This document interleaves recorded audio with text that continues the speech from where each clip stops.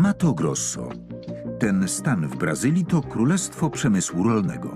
Bawełna, ryż, trzcina cukrowa, kukurydza, wielka produkcja transgenicznej soi i rekordy zużycia pestycydów.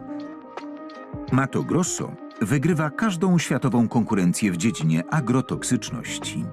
Takiego terminu używają ci, którzy potępiają imperium chemii.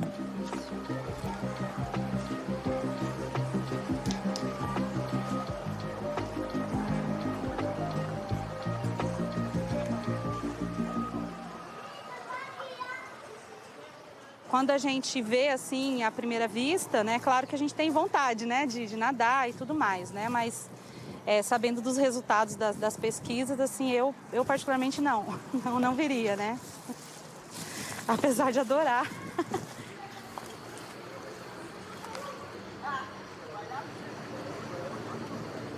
Contaminação química, de fato, ela não aparece, né? Ela não aparece, assim, o rio parece que está bem preservado, né, bem limpo, mas quando a gente vai fazer uma análise química no laboratório, é que a gente detecta esses resíduos, né? Porque uma das características de alguns agrotóxicos é ser extremamente persistente no meio ambiente, sobretudo nas águas, né? Então, é um indicador ambiental importante da gente monitorar também. Brazylia dopuszcza do użytku 3669 pestycydów. To prawdziwe Eldorado dla korporacji, głównie europejskich. Sprzedaje się tu produkty zakazane na starym kontynencie.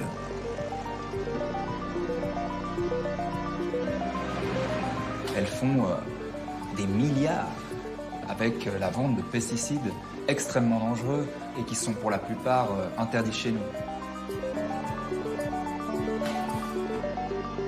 20%, cerca de 20% da população intoxicada no Brasil são crianças e jovens de 0 a 19 anos, mesmo bebês. Então a gente está diante de uma forma de infanticídio. Attendez là, il y a un truc qui va pas.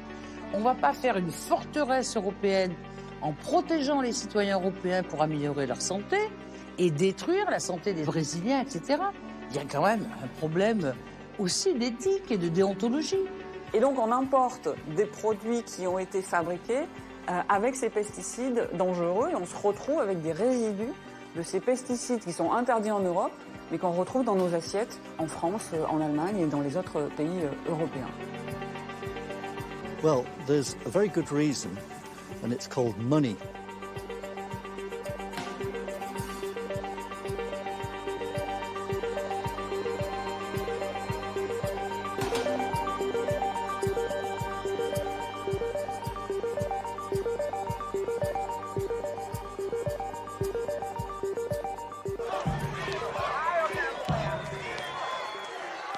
W październiku 2018 roku Jair Bolsonaro został prezydentem Brazylii. Były spadochroniarz, stanąwszy na czele państwa, dał wolną rękę przemysłowi rolno-spożywczemu. Na początku kadencji zadeklarował wierność szefom agrobiznesu, którzy zebrali się, by uczcić jego zwycięstwo.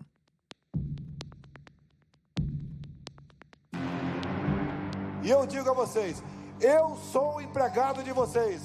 Vocês são nossos patrões. A vocês nós devemos a lealdade absoluta.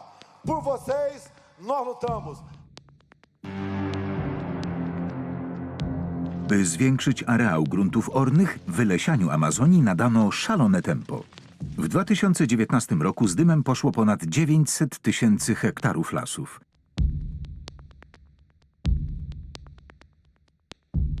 Europa jest poruszona, a w brazylijskich kuluarach władzy rozgrywa się kolejna tragedia.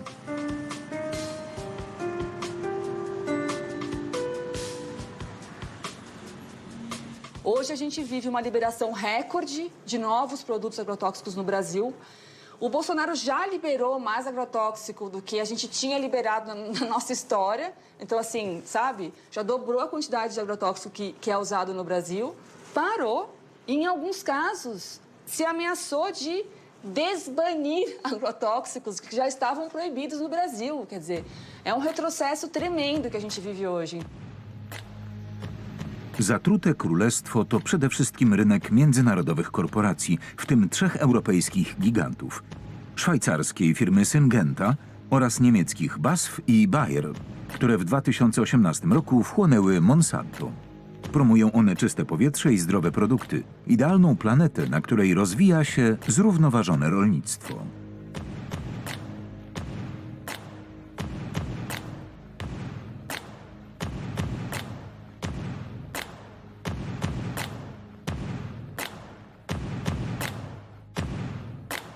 I think it's really important that agriculture not only feeds the world, but also does it in a way that takes care of our planet. Te trzy międzynarodowe koncerny w 2019 roku osiągnęły obroty ponad 150 miliardów euro. Wielkie firmy kochają ciszę, ale szwajcarska organizacja pozarządowa z siedzibą w Lozannie patrzy na te sprawy inaczej.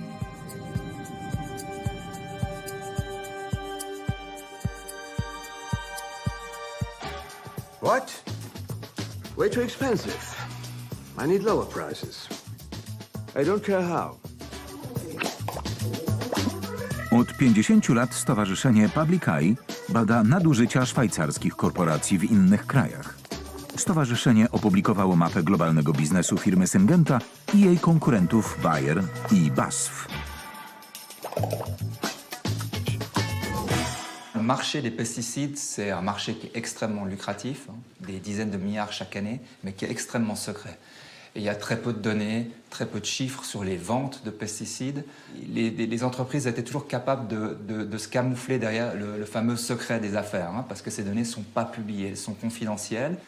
Et c'était effectivement la première fois qu'on arrivait à réaliser une cartographie complète de ces exportations. Liczby przyprawiają o zawrót głowy. W 2018 roku trzej europejscy giganci sprzedali ponad 80 000 ton pestycydów zakazanych w Europie. 90% produktów pochodzi z fabryk Starego Kontynentu. W Wielkiej Brytanii, Włoszech, Holandii, Niemczech, Francji, Belgii i Hiszpanii. Un tiers donc, des ventes réalisées en 2018 étaient des pesticides dits extrêmement dangereux, donc cancérogènes, tueurs d'abeilles, perturbateurs endocriniens. On parle au total de plus de 40 pesticides différents, substances, molécules dangereuses, interdites dans nos champs, qui ont été approuvées à l'exportation cette année-là, pour un volume total de plus de 80 000 tonnes. Ce n'est pas des petits volumes, ce n'est pas des petites quantités, c'est massif. Hipokryzja, cynizm? W każdym razie podwójne standardy, które na rynku brazylijskim kwitną. Wracamy do Mato Grosso. Oto pozbawiony życia krajobraz. Pola soi i bawełny zastąpiły pierwotny las. Po tych polach nie wędrują żadne zwierzęta. Wjeżdżają na nie tylko pestycydowe opryskiwacze. Opryskiwać można też z powietrza. W Brazylii to dozwolone. W Europie oprysków powietrznych zakazano już dawno.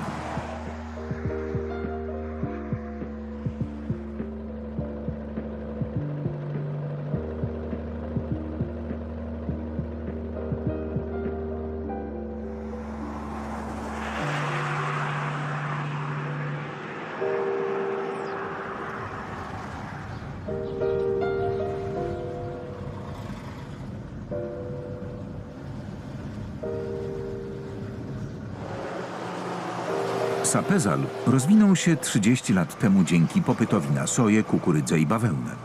Miasto rozjeżdżają ciężarówki załadowane płodami rolnymi. Największe brazylijskie firmy agrochemiczne mają tu swoje magazyny. To miasto zużywa najwięcej pestycydów w całym stanie Mato Grosso. Czasem zwie się je stolicą depresji, bo samobójców jest tu dużo więcej niż gdzie indziej. Profesor Marcia Montanari udaje się z wizytą do kolegium imienia André Antonio Maggi, jednego z brazylijskich magnatów sojowych, który sfinansował budowę szkoły. Personel dobrze zna Marcię. Od 6 lat zajmuje się analizą wody z kranu. Tę wodę codziennie pije ponad 1000 uczniów. Normy brazylijskie dopuszczają w wodzie śladową obecność 27 pestycydów, ale Marcia Montanari odkryła ich dużo więcej. Licença, querida. Eu falo, sempre peço licença, porque lá em casa eu detesto estar limpando e o povo...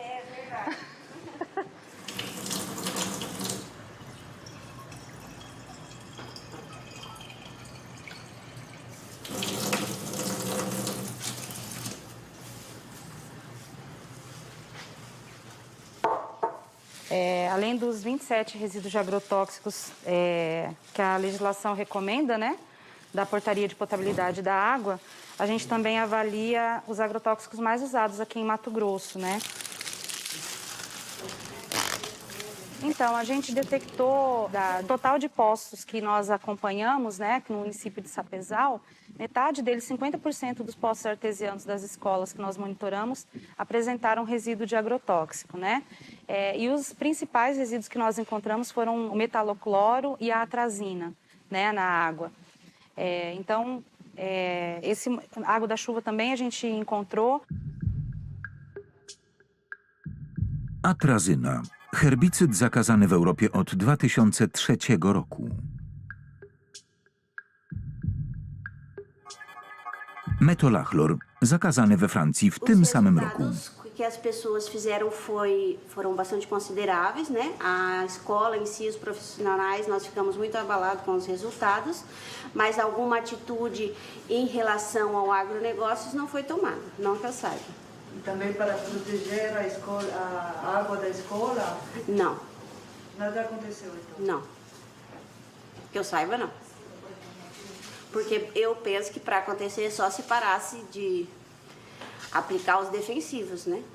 Mas como é uma região muito agrícola, a população vive disso, né? A questão econômica é muito forte no nosso município por causa do agronegócio, isso não ocorreu.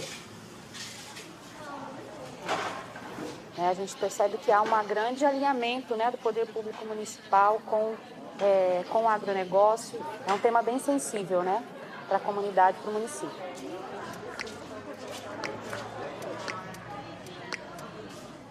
Chcieliśmy poznać miejscowych producentów, którzy stosują pestycydy. Wysłaliśmy pytania do międzynarodowych korporacji, które mają tu swoje magazyny. Nikt nie zgodził się na rozmowę. Próbujemy szczęścia w Scariot, firmie rodzinnej założonej w 2008 roku.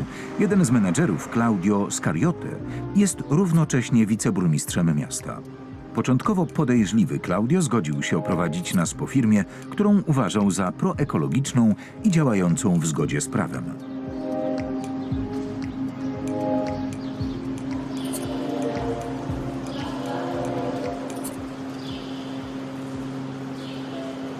Então a gente faz toda uma parte, processo para cada vez mais a gente conservar o meio ambiente. Os nossos rios aqui, as águas, você enxerga 10 metros de fundura. Por quê? Porque não se deixa fazer lavoura na beira dos rios. Tem as APPs, que são áreas de proteção permanentes. Nós, produtores, tem que ter consciência que isso jamais deve ser derrubado na beira dos rios. Por isso que as nossas águas são limpas. Esse aqui... Firma produkuje kukurydzę i soję. Não sei se você vai conseguir filmar aqui dentro. Ziarno w silosach czeka na sprzedaż. Do jego produkcji Claudio Scariote wykorzystuje wszystkie dostępne chemikalia.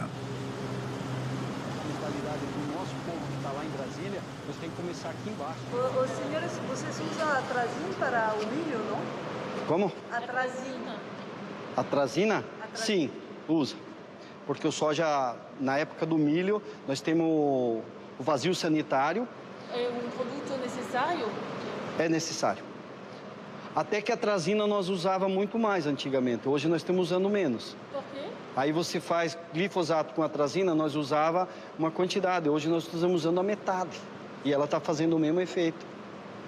Nós vamos ter problemas para o próximo ano, talvez, do glifosato, que não vai ter mais. Temos uma deficiência grande de produtos. Zamiast glifosatu producenci chcą używać podobnego herbicydu. Jednak parakwat jest daleki od ideału. Nós até agora usamos praticamente nada ainda. Nós, a partir do ano que vem, se faltar o glifosato, vai ter que usar no lugar do glifosato. O paraquat, ele é muito volátil nas aplicações. E se você está usando aqui, se você não tiver vento certo, o clima certo, tudo, você pode matar uma lavoura do vizinho. Foi proibido o uso Foi proibido. do paraquat. E a minha pergunta era se é um problema para vocês. Mas está tudo em evolução. Até ontem estavam comentando sobre esse assunto de paraquat ou não. E aí eu não peguei bem o que eles estavam comentando, se vai ser proibido, mas no momento que faltar o glifosato, o que nós vamos usar?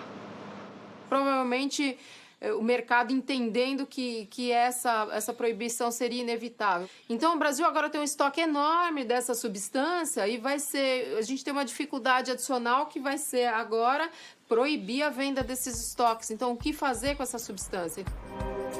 Producenci nadal ich używają. W królestwie soi i pestycydów przepisy nie są żadną przeszkodą. Na poboczu drogi opryskiwacz rozpyla środki chemiczne, nie spełnia wymogów bezpieczeństwa i nie zachowuje odpowiedniej odległości.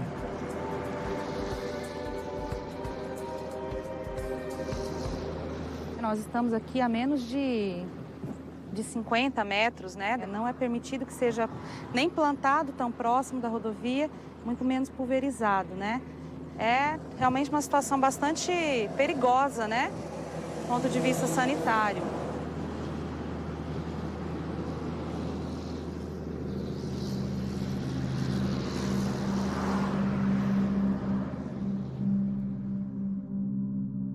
Ruszamy w dalszą drogę. Nagle nadlatuje samolot rozpylający żółty preparat nad polem soi. Z naruszeniem przepisów.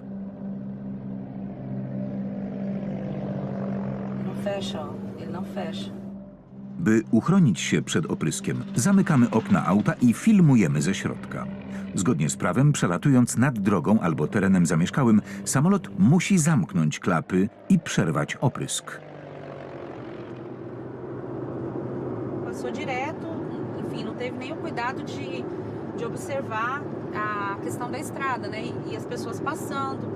A gente percebeu que um motoqueiro passou logo em seguida, né? Praticamente junto com a pulverização. Então, é um risco muito grande, né? A saúde das pessoas que trabalham nessas fazendas, enfim, das pessoas que transitam nessas estradas, né? Então, a gente percebe assim que há um desrespeito, né? Um descaso com a legislação, né, brasileira e isso acaba acontecendo e não há uma fiscalização que dê conta, né, de punir ou de corrigir essas ações.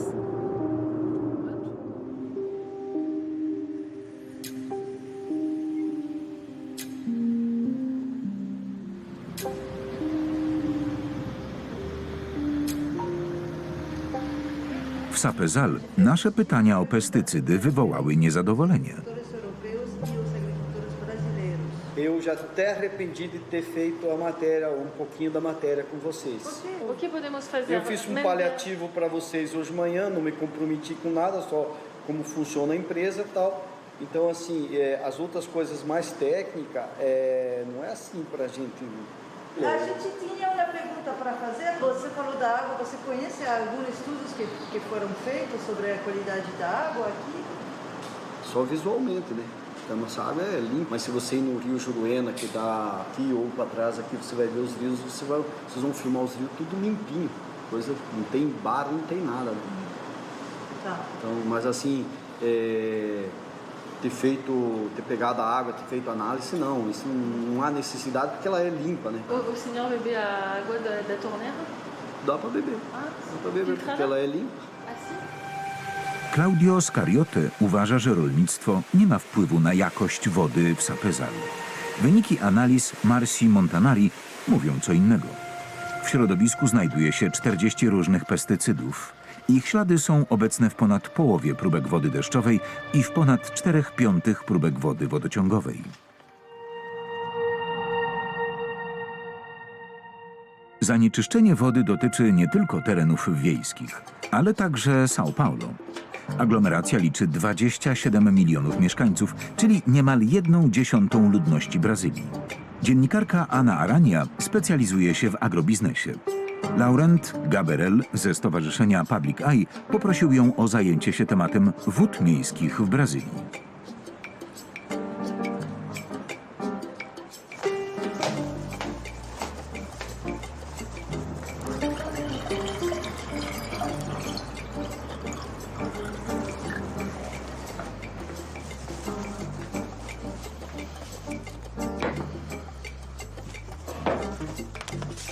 começou assim, eles me ligaram, a gente começou a conversar, estamos fazendo uma cobertura sobre agrotóxicos, eles me perguntaram, você bebe água da torneira da sua casa?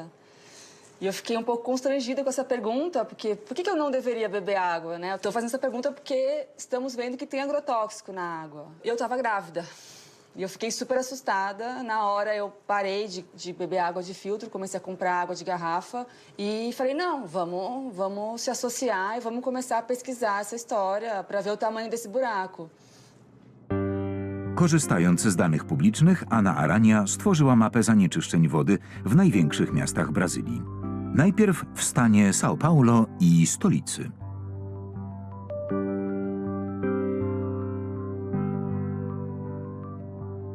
São Paulo, que é a cidade onde eu vivo, a primeira coisa que me chamou a atenção foi a questão da atrazina, e de fato a atrazina está presente na água de São Paulo, né? Lendo esses dados, a gente descobriu que de 2014 a 2017 foram detectados na água de São Paulo 27 dos 27 agrotóxicos que são testados. Todos foram encontrados na água de São Paulo. Z tych 27 substancji w Europie zakazano 19. Woda, którą piją Brazylijczycy na starym kontynencie, byłaby uznana za niezdatną do picia. W 2018 roku Ana Arania opublikowała wyniki swojego śledztwa.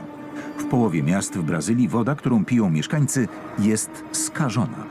Wyniki badań opublikowały wszystkie krajowe media, ale efekty nie są adekwatne do problemu.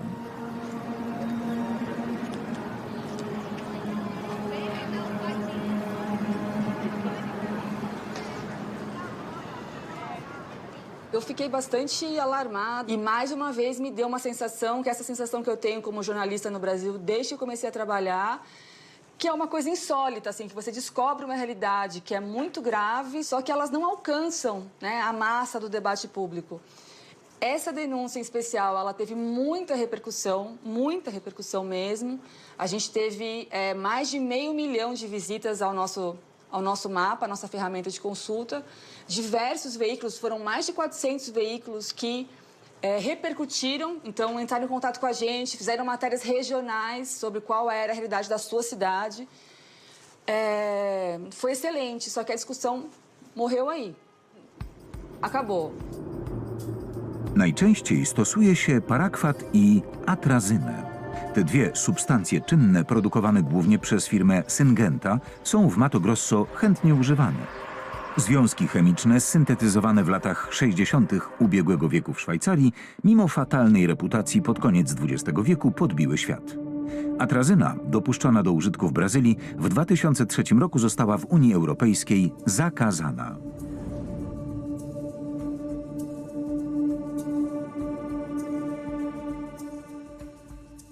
L'atrazine, c'est de nouveau un bel exemple de cette hypocrisie européenne parce qu'au début des années 2000, il a été interdit en Europe parce qu'on a constaté qu'il polluait les nappes phréatiques et du coup l'eau potable. Encore maintenant, voilà, presque 15-20 ans après, c'est l'un des pesticides les plus détectés dans l'eau potable en Europe. C'est un perturbateur endocrinien, c'est-à-dire que c'est un pesticide qui, même à des très faibles doses, peut perturber votre système hormonal et affecter le système reproducteur. Tous ces pesticides interdits concernés par notre enquête, ce sont toutes des substances qui ont été utilisées en Europe, mais retirées du marché, car les autorités européennes ont conclu que les dangers et les risques posés par ces substances étaient trop élevés.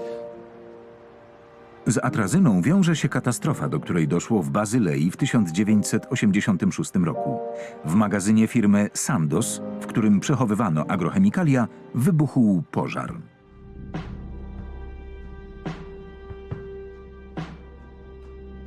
Pendant plus de 2 heures, les flammes jaillissaient dans le ciel balois à plus de 50 mètres de hauteur.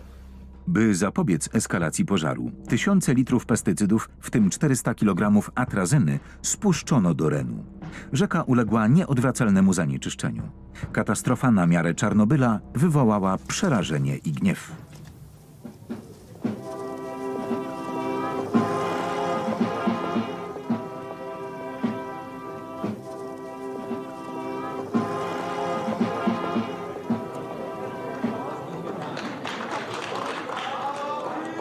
Warum verteidigen Sie sich immer noch? Warum Entschuldigen Sie sich nicht in aller Form. Pod naciskiem opinii publicznej firma Sandoz, która przekształciła się w Novartis, a później w Syngentę, przeniosła produkcję do Stanów Zjednoczonych. Jednak przez kolejne 16 lat w Europie handlowano atrazyną bez żadnych ograniczeń. W Unii Europejskiej zakazano także stosowania parakwatu, ale produkcja trwa.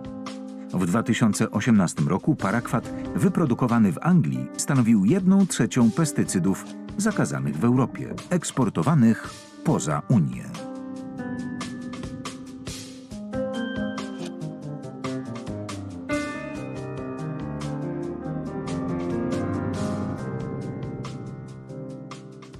Le paraquat, c'est un herbicide extrêmement toxique qui a été développé dans les années 60, pour vous dire. C'est-à-dire que ça fait bientôt 60 ans que ce pesticide est sur le marché. C'est un herbicide qui est si toxique que si vous avalez une seule cuillère à café, c'est la mort garantie. C'est un herbicide qui est responsable de milliers d'empoisonnements chaque année dans les pays en développement, des agriculteurs qui appliquent cet herbicide sans aucune protection et qui inhalent le produit ou sont exposés à travers la peau. Mimo to w niektórych krajach parakwat nadal jest legalnie stosowany. By zrozumieć, jak to możliwe, przyglądamy się procedurom oceny i wprowadzania tych produktów na rynek. Zajmują się tym agencje publiczne, takie jak EFSA, Europejski Urząd do Spraw Bezpieczeństwa Żywności.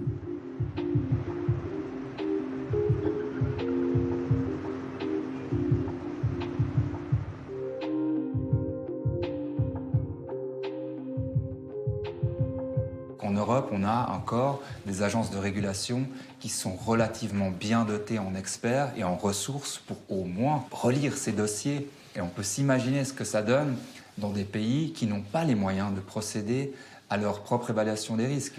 Et en général, dans les pays en développement, on a en moyenne à peu près 3 personnes, entre 0 et 3 personnes, parce que dans certains pays, il n'y en a pas. Entre 0 et 3 personnes qui s'occupent d'évaluer les risques posés par les pesticides et d'approuver ou non l'utilisation de certaines substances dans leur pays. Dans l'Union européenne ou aux États-Unis, on parle d'entre 100 et 300 personnes qui font ce travail. Et même quand on a 100 ou 300 personnes, on a des sérieuses questions qui se posent parce que les données sont fournies par l'industrie. Producenci pestycydów są zarówno sędziami, jak i obrońcami we własnej sprawie. Sami prowadzą badania nad zagrożeniami wynikającymi ze stosowania ich produktów i przekazują je agencjom rządowym. Geraldine Coutas, szefowa Europejskiego Związku Przemysłu Agrochemicznego, nie widzi powodu do niepokoju.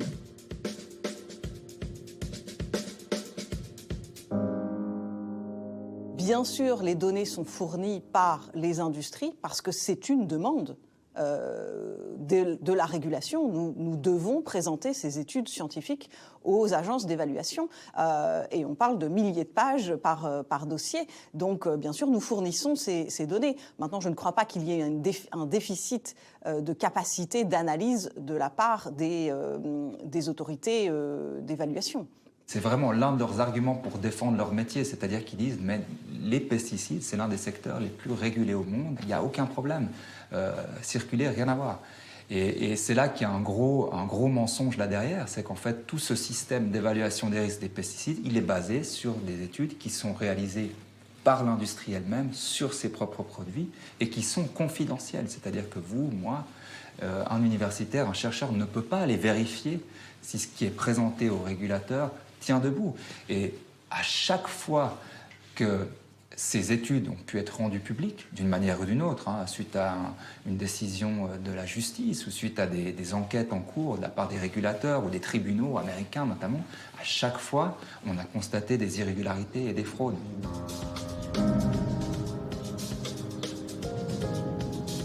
Ciekawe fakty ujawnił toksykolog, który pracował w laboratorium kupionym przez firmę Syngenta.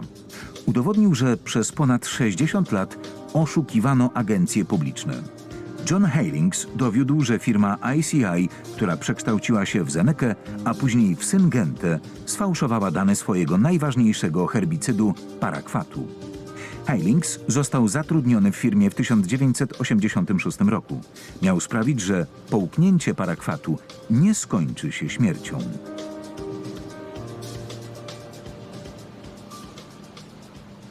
Paraquat actually is probably the most deadly pesticide which has ever been made. You know, and there are some nasty pesticides out there. Paraquat is absorbed from the gut very quickly. You know, after drinking, within 1 hour, you have the highest blood level. So we then thought, if you can remove the paraquat from the stomach, this would be a good approach. So I already knew that there was an emetic agent in the formulation. So I thought, well, there's already emetic in there. Why doesn't the emetic remove the gel in the stomach? You know, is there something wrong with the dose of the emetic or the concentration? John Heylings pokazuje wyniki badań z 1977 roku. Środek wymiotny, nawet w dużej dawce, działa dopiero po 2 godzinach. Za późno. Połknięcie parakwatu już po godzinie kończy się śmiercią, ale w oficjalnym raporcie Syngenty figurują inne dane. It had replaced some of the vomiting data from the clinical trial with other data from other patient trials, and totally ignored the fact that the dose level that they were recommending actually didn't work in humans. So I was quite astounded. A kiedy John Heylings zaalarmował szefów, They said to me that this would be very, very damaging for the reputation of not just the Central Toxicology Laboratory, but the company as a whole. And because I had discovered a new formulation with a high emetic, maybe this would solve it. 9 lat później rozczarowanie. Heylings był na tropie skuteczniejszej formuły, ale firma to zignorowała. W 1995 roku, zgodnie z prawem, parakwat ponownie poddano ocenie Unii Europejskiej. Toksykolog sprawdził dokumentację producenta. And when I looked through this, I thought, hang on a minute, this still has the original fabricated data that is incorrect, and it's citing the same report which was written in 1977, which is incorrect. So I gave a detailed, probably 2 or 3 page response to agrochemicals saying, you cannot use this. Didn't you know that there was a problem? Nothing. I had nothing back, almost like nothing had happened. But in the EU, in 1995, they used the false data for re-registration and kept it on the market for another 10 years, with hundreds of people poisoned across Europe before they banned it. Why, according to you, why haven't they changed the level of emetic? Well, there's a very good reason, and it's called money. The cost of doing that was so prohibitive that they said this would destroy the group profits, i.e. ICI Group, for paraquat. Unia Europejska w 2007 roku zakazała stosowania parakwatu. Brazylia dopiero w tym roku. Jednak środek ten nadal jest dostępny na rynku amerykańskim, w Indiach i RPA. Profesor toksykologii klinicznej na Uniwersytecie w Edynburgu szacuje, że parakwat jest przyczyną prawie 10 000 zgonów. Europejski Urząd do Spraw Bezpieczeństwa Żywności odmówił udzielenia wywiadu. Jeśli chodzi o Syngentę, to musimy zadowolić się materiałami z internetu.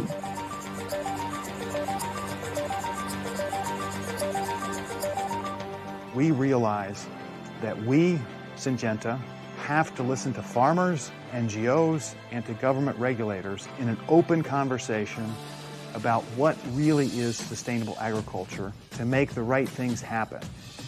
We're going to take that listening and turn it into commitments and continue to help make the world a better place for our children, our grandchildren, and countless generations to come.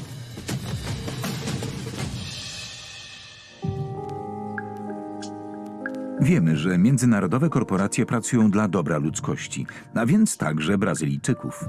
Dziennikarze i naukowcy, którzy dowodzą czego innego, nie mają siły przebicia. Korporacyjne lobby dysponuje siłą perswazji, zasobami i wie, jak dopiąć celu. Dlatego agrobiznes pozyskał najsłynniejszego Brazylijczyka – Pelé.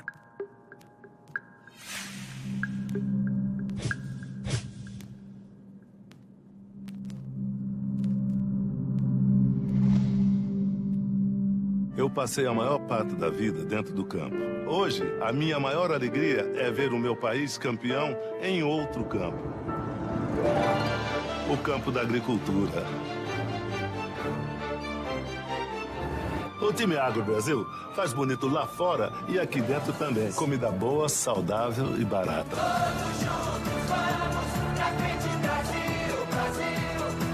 Time Agro Brasil, o campeão na produção e na preservação. É um discurso fortíssimo, em todos os meios de comunicação ele está presente, de que o agronegócio sustenta o Brasil e, na verdade, é o contrário, né? Esse atual modelo de agricultura, ele não trouxe desenvolvimento social para o Brasil. Por que eu estou dizendo isso? Porque nós perdemos mais de 1 milhão de trabalhadores no campo nos últimos 10 anos. A gente perdeu um pouco de ganho que a gente havia tido de segurança alimentar nos últimos anos. Atende uma classe que controla a propriedade privada da terra no Brasil, ou seja, 1% dos proprietários de terra controlam 50% da terra agriculturável no Brasil. Então, essa agricultura industrializada, ela atende ao interesse das transnacionais do setor químico e dessa pequena classe que controla a propriedade privada da terra no Brasil. Larissa Bombardi stworzyła mapę rolnictwa i pestycydów w Brazylii. Wykorzystała dane publiczne, które świadczą o wspólnocie interesów europejskiej branży chemicznej i brazylijskich potentatów rolnych. Ci pierwsi sprzedają substancje toksyczne za 0,5 miliarda euro rocznie. Ci drudzy eksportują do Unii Europejskiej soję i soki owocowe wartości 2,5 miliarda euro. Larissa Bombardi twierdzi, że nie chodzi o wyżywienie ludzi, ale o sprzedaż jak największej ilości pestycydów.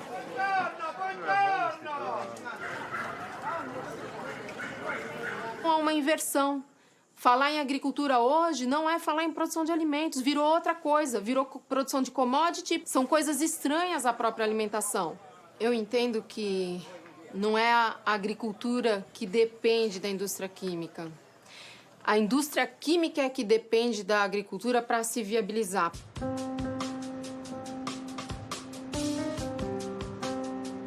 Jair Bolsonaro nie ma nic przeciwko temu. Wybrany w 2019 roku na prezydenta Brazylii, powołał na stanowisko ministra rolnictwa orędowniczkę agrobiznesu, byłą liderkę deputowanych Terezę Cristinę.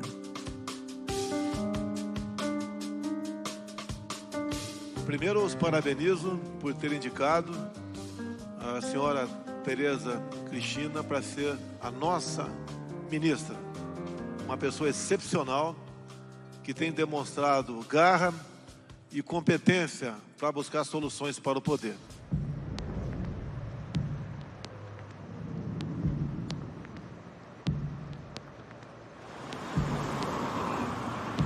Aleksander Padilha, z zawodu lekarz, jest członkiem opozycji w brazylijskim parlamencie. Był ministrem zdrowia za prezydenta Luli da Silva. Só para entenderem quem é a figura da Tereza Cristina. Ela é alguém que é profundamente defensora. Inclusive, ela quis mudar o nome na legislação de que não se chamasse de agrotóxico, se chamasse de defensores agrícolas. Enfim, não é nada disso. Os defensivos ou os pesticidas, como você disse, podem, do que queiram ser chamados, o nome certo é defensivos agrícolas ou pesticidas, que é pesticides, que é usado no mundo todo, são produtos que são remédios. Sim, as palavras são importantíssimas, elas têm muita força. A palavra agrotóxico é uma palavra usada no Brasil.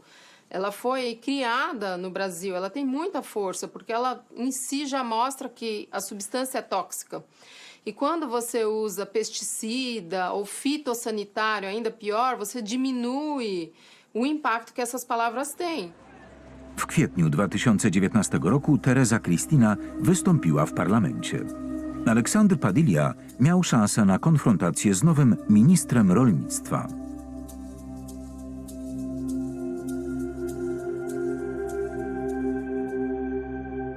Ministra, o que me preocupa?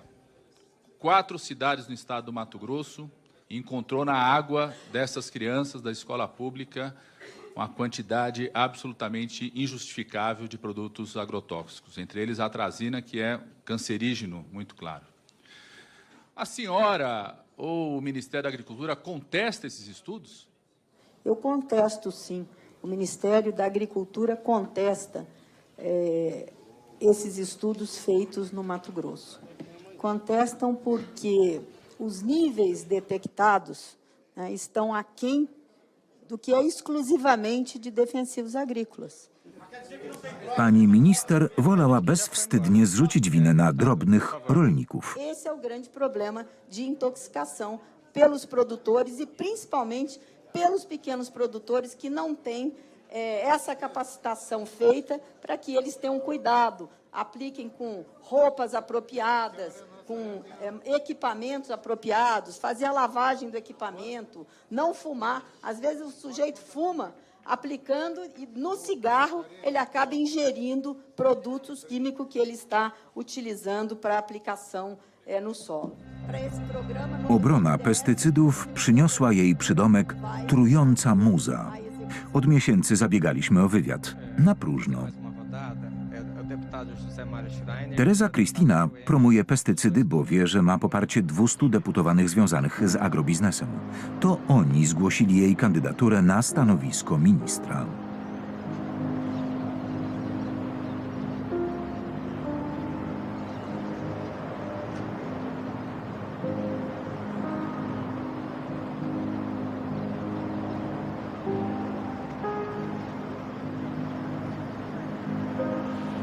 Idziemy do Instytutu Pensar Agro.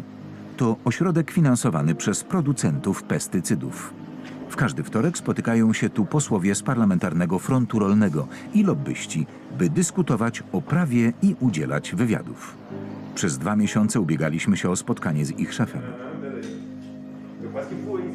Obsługa każe nam czekać do ostatniej chwili, podczas gdy posłowie paradują przed kamerami dziennikarzy akredytowanych przez Instytut.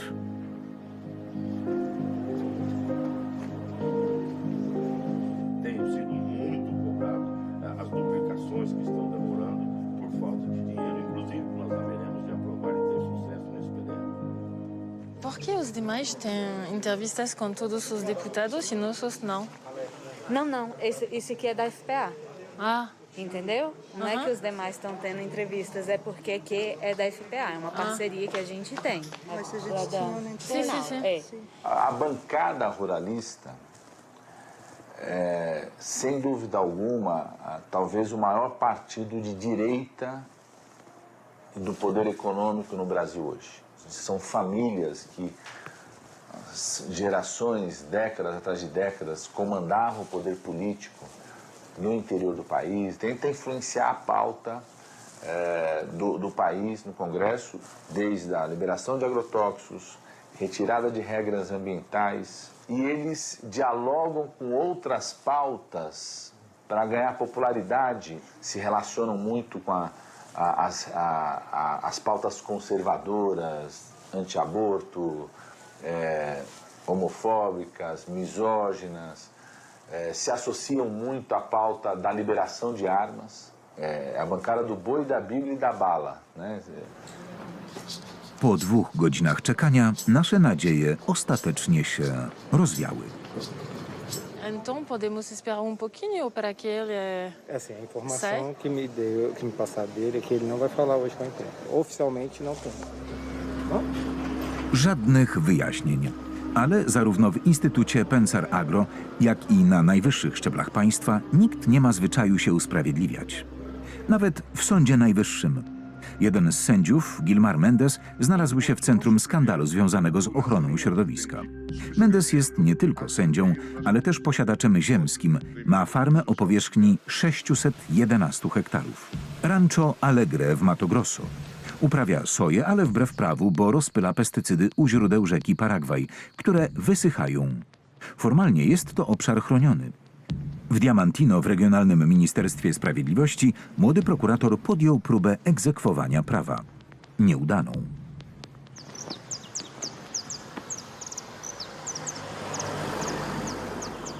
Mas ela é uma agência federal, aí a competência não é comigo, aí é com o Ministério Público Federal, por exemplo. Só soube depois, pelo corregedor da instituição, da minha instituição, que é responsável por verificar a minha conduta como promotor de justiça.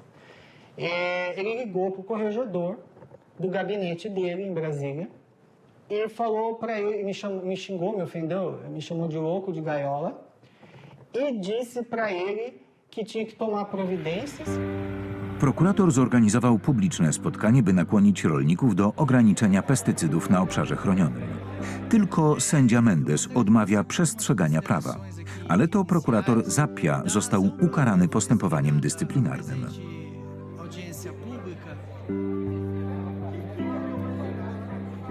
O que aconteceu foi, instaurou essa sindicância de que eu teria abusado dos meus poderes, de que eu tinha uma animosidade com o ministro e que por conta disso eu estava perseguindo. Eu fiz nas 19 ações. Nenhum dos proprietários fez representação ou formulou ou apontou qualquer irregularidade a título de punição disciplinar. É apenas o ministro, né? Então eu considero essa pena uma injustiça, porque está me punindo justamente por exercer meu dever, pelo aquilo que sou pago, em razão daquilo que sou remunerado, né?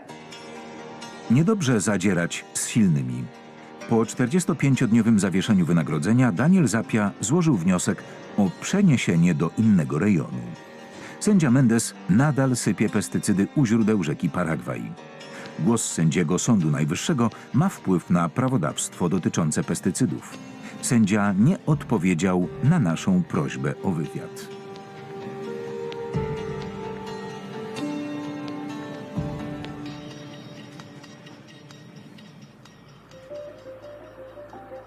Po wielu odmowach udało nam się jednak umówić na spotkanie z jednym z największych właścicieli ziemskich w Brazylii, w północno-wschodniej części kraju na granicy stanów Ceará i Rio Grande do Norte. Po horyzont ciągną się pola melonów. 30 000 hektarów to kwadrat o boku 17 kilometrów. Agricola Famosa to największy producent melonów i arbuzów w Brazylii oraz jeden z największych eksporterów na świecie. Zatrudnia 9 000 robotników. Tym małym imperium kieruje Luis Roberto.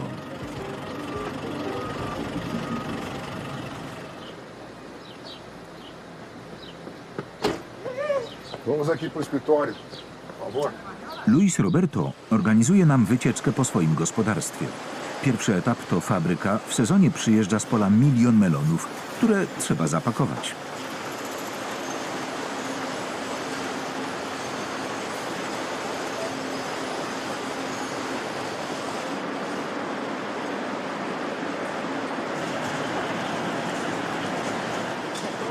Chega do campo, lá, vira, água com cloro.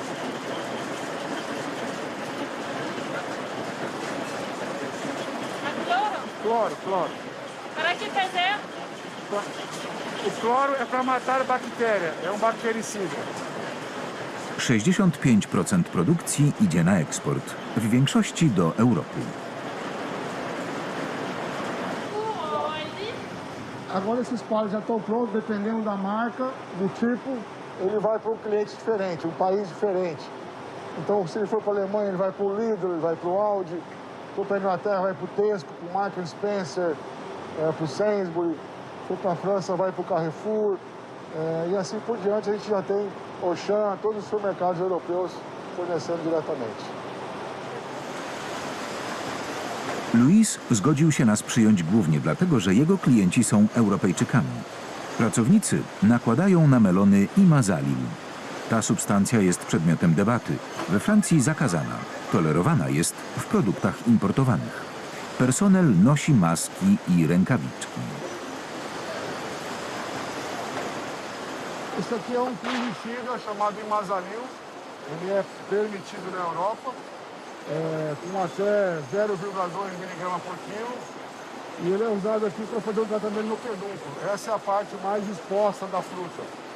Onde está aberto, que é a forma do longo corte com a planta, está mais exposto a ataques de fungos. Então isso é um fungicida para evitar que a fruta chegue lá estragada.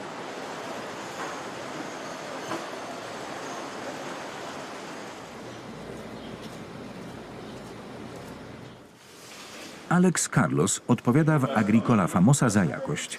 Pokazuje nam testy przeprowadzone przez Laboratorium Europejskie na owocach przed ich wysłaniem do Unii Europejskiej. Esse aqui é um exemplo, né, que nós temos dos nossos monitoramentos para garantir que todo produto que entregamos, que vendemos, ele é livre de qualquer contaminação, ele é livre de qualquer desvio em relação aos protocolos tanto do Brasil como da Europa.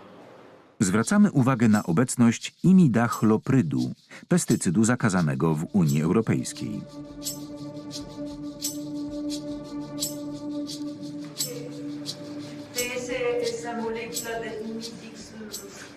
Como é que chama? Imidacloprid. Alex, a molécula Imidacloprid. Clopid. Está proibida desde 2020 na Europa? Está proibido lá na Europa. Da Europa. Isso é da Europa? Imidacloprid na Europa. Então lá é não aprovado. Not approved. Para lá. Para lá. Isso. O estoque não é aprovado aqui. Fala por quê, Alex? Sim. Qual é a razão de não estar aprovado? Você sabe por quê? Talvez, Alex, sobe aqui um pouquinho. Se vocês pesquisarem essas legislações aqui, ó, 2020, deve ter, essas legislações deve ter. Mas deve ser questão ambiental. Não, se fosse de pessoas, saúde dos humanos, não estaria permitido a gente mandar para lá. Alex Carlos odnajduje europejskie uzasadnienie zakazu stosowania imidachloprydu. The risk pollinators are then honeybees. Here's the study that they are taking as a base to take this. Za to w Brazylii produkt ten jest dozwolony. Alex Carlos pokazuje brazylijski przepis. Provado, né? Gradativo imidacloprid e da empresa Bayer e a classe toxicológica ambiental 4. Wynika z tego, że imidachlopryt, toksyczny dla pszczół europejskich, ich brazylijskim kuzynom wcale nie szkodzi. Luis Roberto może legalnie eksportować swoje melony. A Europa está usando princípio cada vez maior, que chama o princípio da precaução. O que é o princípio da precaução? Alguém falou, opa, então por precaução vamos parar. Vamos proibir andar de avião, porque o avião pode cair, então para ninguém andar mais de avião. Então teve um estudo que diz, o neonicotinoide pode estar causando mal às abelhas. O produtor europeu, então, não pode mais usar. Só que se o brasileiro quiser usar esse produto e fazer mal à abelha deles, é problema do brasileiro. Odkrywamy też inne, jeszcze bardziej szkodliwe pestycydy. Os defensivos ficam onde? Aqui? Tá bom. Chama ele para mim lá. Você que está responsável aqui? Eles queriam dar uma filmada nos estoques, explicar como é que é feito e se houver um vazamento, essas coisas, explicar para ele tudo aí. Produkty podzielono na klasy według stopnia niebezpieczeństwa. Tá bom. Avatar, quando ele é azul assim é porque ele é de baixa toxicidade. Esse aqui então não é tóxico. Quando é verde, tá vendo a diferença? Ó? Azul, verde. Verde é sem toxicidade nenhuma. Wśród tych produktów znajduje się Kronos na bazie mankozebu, zabroniony w Unii od 2021 roku. Bravonil, produkt syngenty. Fungicyd zawiera chlorotalonil, w Europie zakazany od maja 2020 roku. Pirat, produkt BASF-u na bazie chlorfenapyru. Insektycyd zakazany od 2009 roku. Mas ela queria saber se o produto fosse ruim para a saúde, você utilizaria ou não? Não, se tiver um estudo comprovado cientificamente que ele faz mal para a saúde, nós não usaríamos. E mesmo se é autorizado no Brasil? Mesmo se é permitido no Brasil? É porque essa pergunta ela não faz muito sentido, porque não sou eu que faço os estudos de que se ele é tóxico ou não. Entendeu? Não sou eu que faço. Quem faz são os órgãos governamentais, que a gente acredita que eles sejam sérios. Luis Roberto zdaje sobie sprawę, że sytuacja jest niejednoznaczna, ale przepisy dają mu zielone światło na eksport produktów, nawet jeśli przyczynia się do wzmocnienia efektu bumerangu. Z badań Larisy Bombardi, korzystającej z dokumentów Komisji Europejskiej, 62% produktów importowanych do Europy zawiera pozostałości pestycydów. Około 8% zawiera ich więcej niż pozwalają europejskie normy.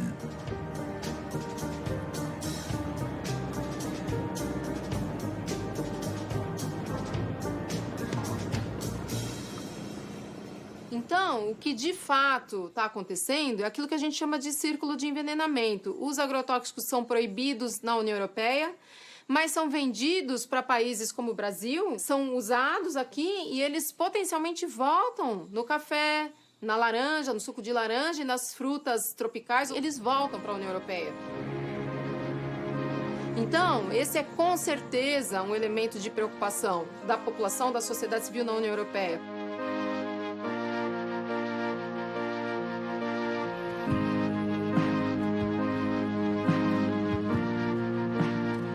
W Niemczech organizacja Greenpeace zbadała owoce importowane z Brazylii. Melony, papaje, figi i limonki. Przebadano 70 owoców. Wykryto w nich 35 pestycydów.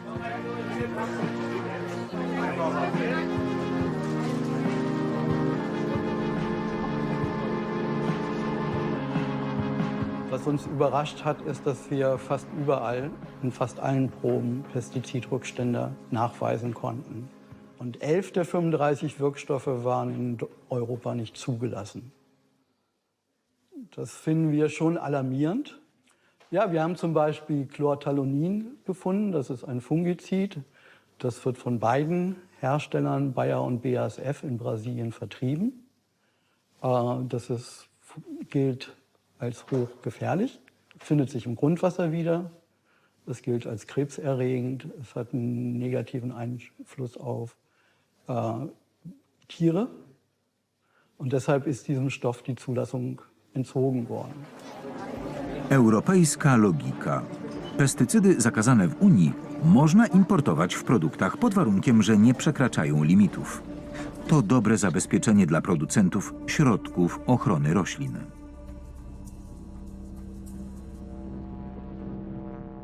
Je comprends bien les inquiétudes des consommateurs européens par rapport à cette question. Maintenant, ce qu'il faut bien savoir, c'est qu'il y a une législation en Europe, comme dans tous les pays du monde, avec des niveaux maximum de résidus qui sont autorisés dans les produits qui sont importés.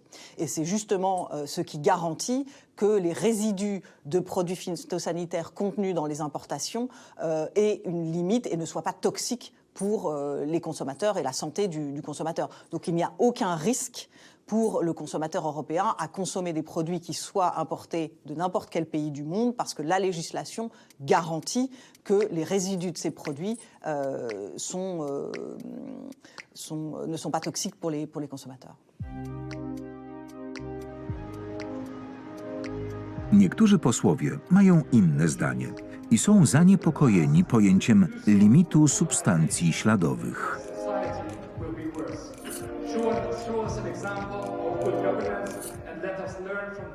Qu'est-ce qu'ils font? Ils ont inventé maintenant les limites de résidus. Et ces limites de résidus sont autorisées. Vous voyez, alors c'est 0,02 microgrammes par kilo. Mais pourquoi il y a un seuil comme ça? Puisque normalement c'est interdit, ça devrait être 0. Alors, d'un côté, l'Europe, elle est fière de dire on a la législation la meilleure au monde, tous les produits très toxiques, on les interdit en Europe. Mais le fait d'exporter ces produits dans les produits tiers qui reviennent sous forme d'aliments, ils sont en train de contaminer aussi les citoyens européens. Donc ça fait un cercle de poison. Prowadzone przez Greenpeace badania wykazały, że w niektórych owocach z importu ilość substancji śladowych jest wyższa niż dopuszczono. Weil Höchstmengenüberschreitung heißt ja rechtlich gesehen, die Ware darf nicht verkauft werden. Das heißt nicht rechtlich gesehen, dass die Ware gefährlich ist, aber sie darf nicht in den Verkehr gebracht werden. Deshalb haben wir die betroffenen Händler angeschrieben und wir haben zusätzlich die Lebensmittelüberwachungsbehörden angeschrieben und gesagt, wir haben das und das gefunden. Bitte sorgen Sie dafür, dass das nicht sich wiederholt. Spośród 10 dystrybutorów, których produkty zostały przebadane, tylko 2 skontaktowało się z Greenpeace. Organy kontroli nie zadały sobie trudu, by udzielić odpowiedzi. Nie chcą przyznać, że tylko granice mogą zatrzymać pestycydy. Eksportowane produkty rzadko są badane, zarówno w Brazylii, gdy łodzie opuszczają port, jak i w Unii Europejskiej, gdy przybywają do doków. Francuskie służby celne nie odpowiedziały na naszą prośbę o pozwolenie na filmowanie. Au niveau de la législation sur les résidus de pesticides dans les aliments. Et déjà ça, c'est extrêmement faible parce qu'on sait qu'il y a beaucoup de pesticides qui sont utilisés, mais qu'on ne va pas forcément détecter en tant que résidus. Et puis ensuite, il n'y a qu'une partie des denrées importées qui sont contrôlées, toute une série des importations qui échappent à tout contrôle, et puis on s'en remet voilà, à l'autocontrôle de la part des importateurs. Organizacje pozarządowe uważają, że przepisy pomijają istotną kwestię. Chodzi o tak zwany efekt koktajlu, kiedy dochodzi do połączenia kilku pestycydów w jednym owocu lub warzywie. Das ist beängstigend, wenn man sich diesen Pestizidmix anguckt. Also die Bewertungen sind ja rechtlich gesehen immer auf den einzelnen Stoff. Und wenn ich jetzt, wie wir in einer Probe 5 verschiedene Pestizide finden, ist die Frage, was heißt das? Und die große Frage ist, die Wirkungen, addieren die sich, multiplizieren die sich, heben die sich auf? Quand vous avez toutes ces substances chimiques-là, dont une partie sont en plus des perturbateurs endocriniens, ça fait un effet cocktail qui est très difficile à mesurer, voire impossible à mesurer, parce que le nombre de combinaisons est infini, et qui va avoir une incidence sur la santé. Alors, quand on identifie un risque, qu'est-ce qu'on doit faire en face? Eh bien, on doit le minimiser, le réduire. Donc, commencer par enlever, interdire les substances potentiellement dangereuses pour la santé.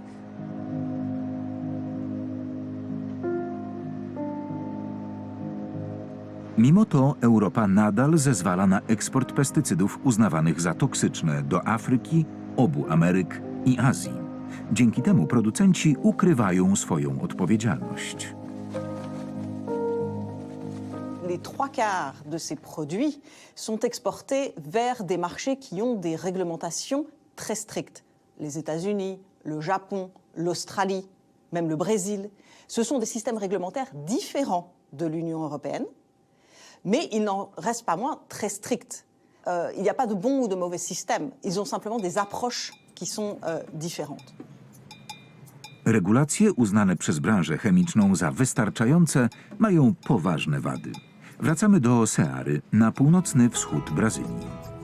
W regionie Limoeiro do Norte produkcja owoców na skalę przemysłową rozwinęła się na początku XXI wieku. Wioski takie jak Tomé, zamieszkane przez 2,5 tysiąca ludzi, otaczają pola bananowców.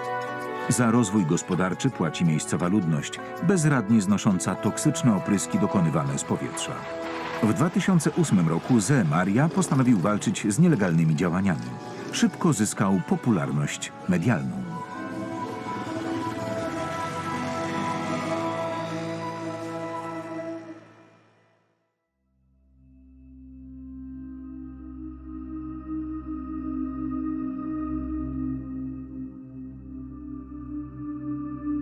Porque é uma luta muito pesada, é uma luta que nós estamos no fogo cruzado.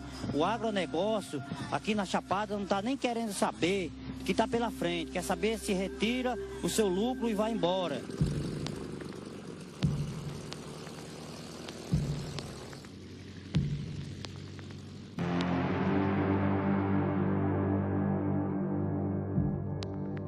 Os aviões, eles não podem expurgar a 200 metros da comunidade, mas aqui ele passava por cima da comunidade. E o pessoal achava lindo. Quando o avião passava, via aquela nevezinha branquinha, aí o pessoal saía para fora para ver o avião expurgando. Eu mesmo, no meu quintal, eu tinha 150 galinhas. Num dia só morreu 80 galinhas. Quando o avião terminou de passar, as galinhas começaram a morrer. E então Zé Maria disse, mas daqui a 10 anos, talvez eu não esteja vivo. Mas daqui a 10 anos vocês vão ver o pessoal adoecendo de câncer, o pessoal, as crianças nascendo com má formação. Vocês vão ver o número de doenças terríveis que vai acontecer. Porque até a impotência dos homens o agrotóxico causa, né? Zé Maria niestety miał rację. Walka kosztowała go życie. Został zastrzelony na poboczu drogi. Zabójcę aresztowano. Ale domniemany zleceniodawca, wielki właściciel ziemski, został uniewinniony. Tak jak przepowiedział Zé Maria, nastąpił wysyp poważnych chorób. Prawie 40% więcej nowotworów. Tak wynika z badań przeprowadzonych w regionie. Ada Pontes pracuje na Uniwersytecie w Ceará toczy dalej walkę, którą zapoczątkował Zemaria.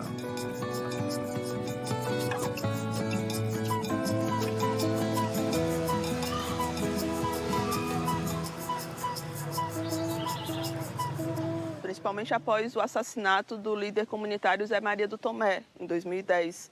As pessoas ficaram com muito medo de dar entrevistas. Então, a gente teve que ter muita tranquilidade, muita paciência e um diálogo intenso com os moradores e moradoras da comunidade.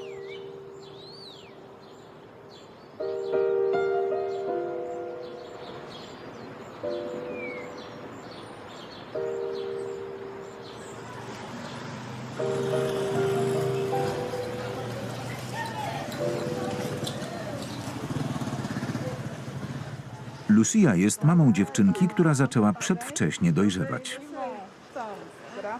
Quanto tempo? Cadê as crianças? Olha, aqui foi da última consulta que ela estava com o pediatra. Gente, que a gente tá foi enorme. mês passado. Caramba! Cabelão! Quase do tamanho do médico. Que linda, que linda. Ela tá magrinha, Lucia. Tá, ela esticando, esticou, né? Porque cresceu. Tá crescendo. Gente, que linda. Saudade dela. Jej córka była 18-miesięcznym niemowlęciem, gdy pojawiły się u niej pierwsze oznaki dojrzewania. Com 1 ano e meio, aí eu comecei a perceber algumas questões nela que eu achei diferente de outras crianças para a idade dela. A mama crescida, endurecida, e a gente fez vários exames e aí ele constatou que era o seio crescido e que era um processo avançado hormonal. E com 8 anos ela já tem todos os pelos pubianos, ela já é toda desenvolvida, então não teve como curar. W Tomé inne matki opowiadają Adzie Pontes o jeszcze poważniejszych anomaliach. Boa tarde. Boa tarde. Tudo bem? Tudo. E como é o nome desse rapaz? O João Faio.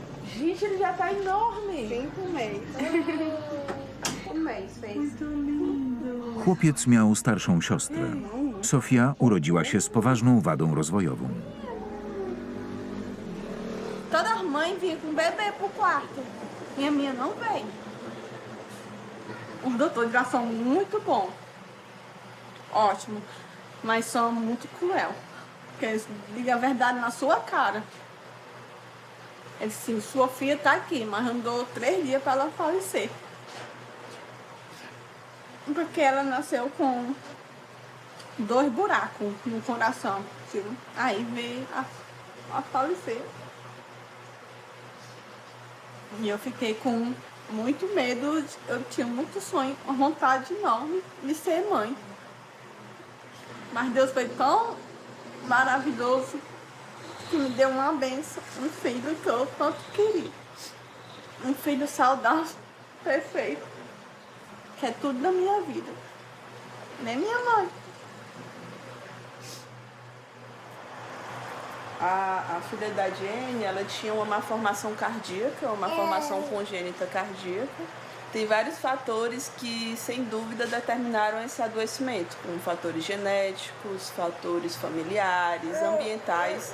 E nos ambientais, a questão dos agrotóxicos é algo bem relevante.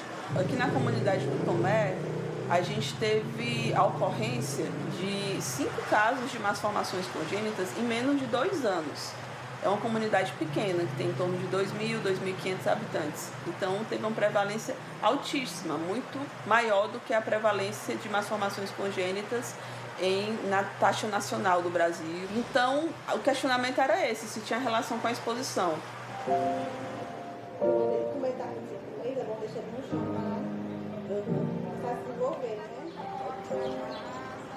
Ada Pontes badała stopień narażenia rodziców na kontakt z pestycydami przed narodzinami ich dzieci. Wyniki były zaskakujące. Lucia pracowała w szkole otoczonej polami opryskiwanymi pestycydami.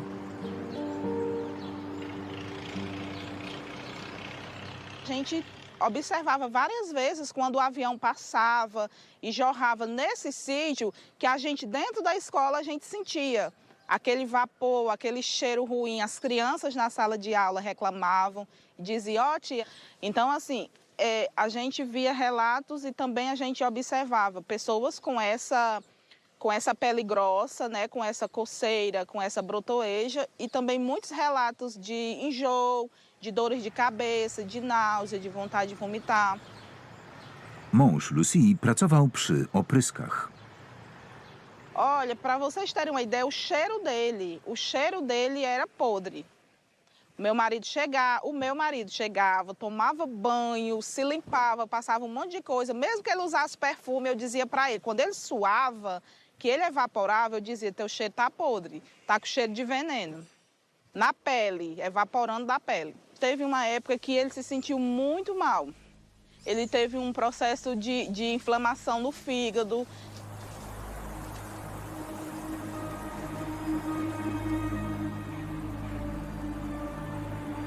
Matka Sofii, która zmarła zaraz po urodzeniu, na początku ciąży znalazła się pod chmurą pestycydów rozpylanych przez samolot. Jej mąż, który również jest często narażony na działanie pestycydów, nie chciał rozmawiać przed kamerą.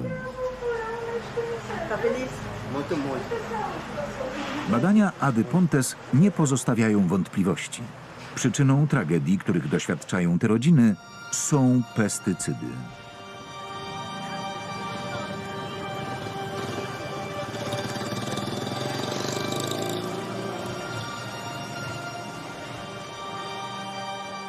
E nós encontramos na urina dessas crianças metabólitos de piretroides. E os piretroides é uma classe de agrotóxicos, não é? Existem pesquisas recentes que comprovam que uma exposição crônica a piretroide, mesmo que a baixas doses, pode ocasionar os problemas de saúde que a gente identificou aqui, como más formações congênitas e puberdade precoce. O meu sentimento, além da revolta, é tristeza, às vezes é raiva. Você fica imaginando como poderia ser diferente se isso não tivesse acontecido, se as pessoas não pensassem só no poder. Assim, são pessoas que não moram na comunidade, que não têm filhos nas escolas, que não têm parentes, que visam apenas o seu enriquecimento, que estão ali apenas para tirar o lucro e levar aquele lucro da nossa terra, sugar tudo que a gente tem e ir embora.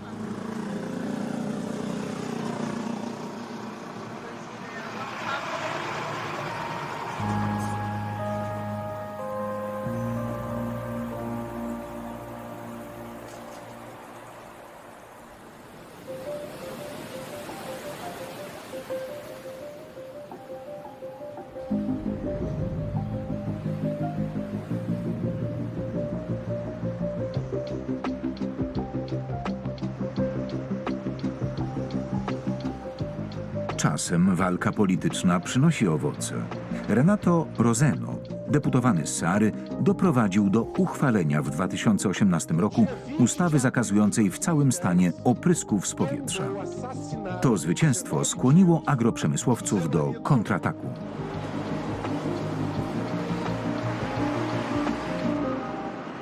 A estratégia do agronegócio é derrubar a lei no STF, no Supremo Tribunal Federal, porque ele não quer, obviamente, que a lei se repita em outros estados. Existem vários outros parlamentos estaduais discutindo leis iguais, muito inspirados aqui por nós.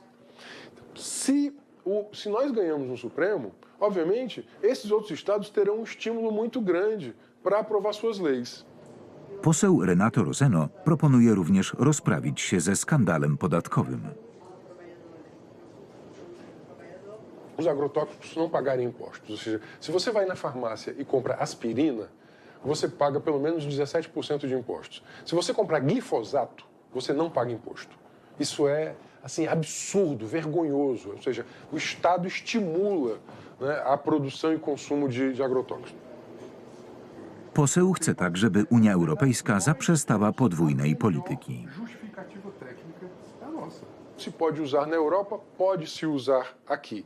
Isso é hipocrisia e esse modelo neoliberal, né, essa divisão internacional da economia, gerou aqui aquilo que se chama de zonas sacrificiais, para onde vão as atividades mais sujas. Né? E quem paga a conta? A saúde pública. Era necessário que, inclusive, a União Europeia revisse também os seus padrões de comércio e que não permitisse que essas transnacionais comercializassem aqui, né, aquilo que elas não conseguem vender lá.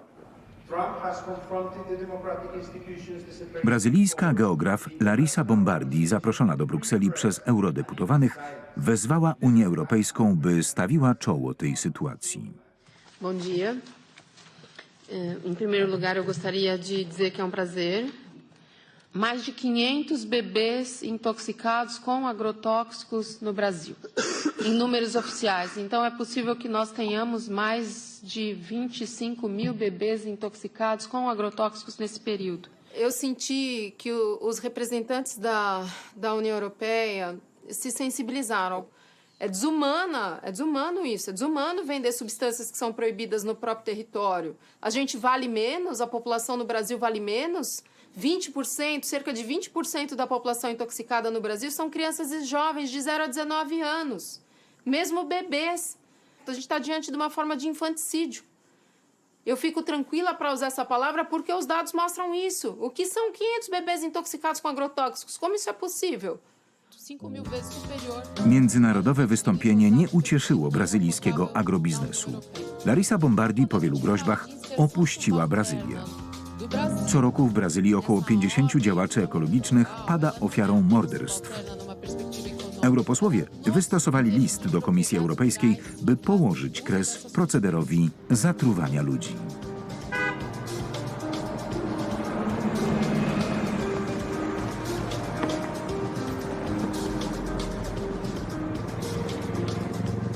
Mais pour moi, l'industrie chimique à l'heure actuelle, pour moi, c'est des criminels.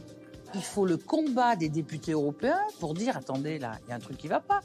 Et là, on est en train de se bagarrer pour que ni la fabrication, ni le stockage, ni l'exportation puissent être possibles à partir du moment où on interdit des molécules dues à leur toxicité. La Commission a bien mis noir sur blanc qu'elle reconnaissait qu'il y avait quand même là un sujet, une aberration, et qu'elle allait le prendre en compte et y répondre et aller vers une interdiction de la production et l'exportation de ces substances dangereuses. Do tego jeszcze daleka droga. Unia Europejska może jednak zmienić istniejący stan rzeczy. L'interdiction d'importer des denrées alimentaires produites avec des pesticides interdits, c'est un puissant facteur de changement sur place. C'est-à-dire que quand les exportations de café ou d'orange vers l'Europe sont bloquées à la frontière parce qu'elles contiennent des résidus de substances interdites en Europe, là, ça peut provoquer un réel changement sur place vers des méthodes plus douces et plus sûres de production.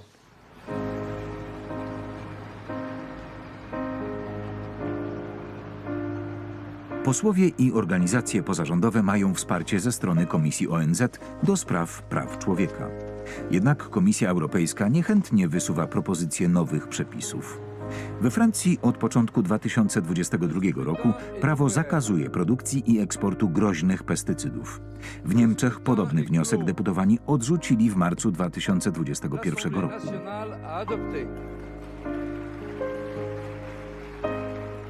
Jaskółki pierwszych zmian widać już nawet w Brazylii. Świadczy o tym ruch bezrolnych chłopów.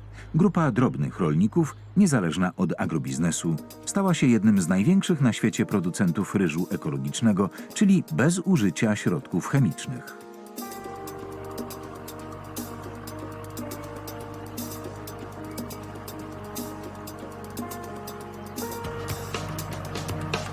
Até 2001 eu trabalhava plantando inclusive fumo com a minha família e outros produtos convencionais.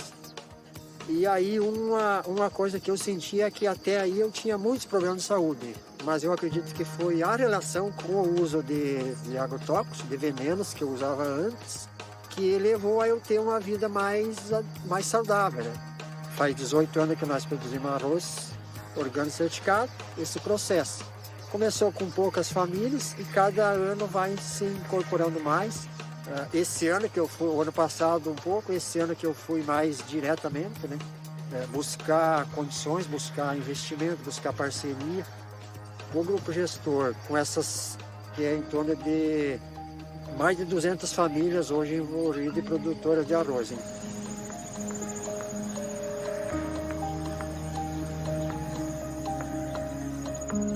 Então, é uma conquista muito grande, eu diria. É uma luta, digamos, que está pautada na ideia de justiça.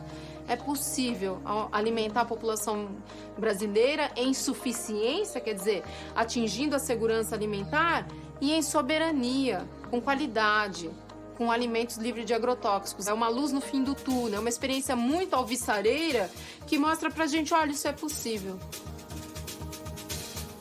Chłopi bezrolni na nowo odkryli radość współpracy z przyrodą. Wskazują drogę ku lepszej przyszłości i ku zdrowiu dla własnego kraju i całej planety.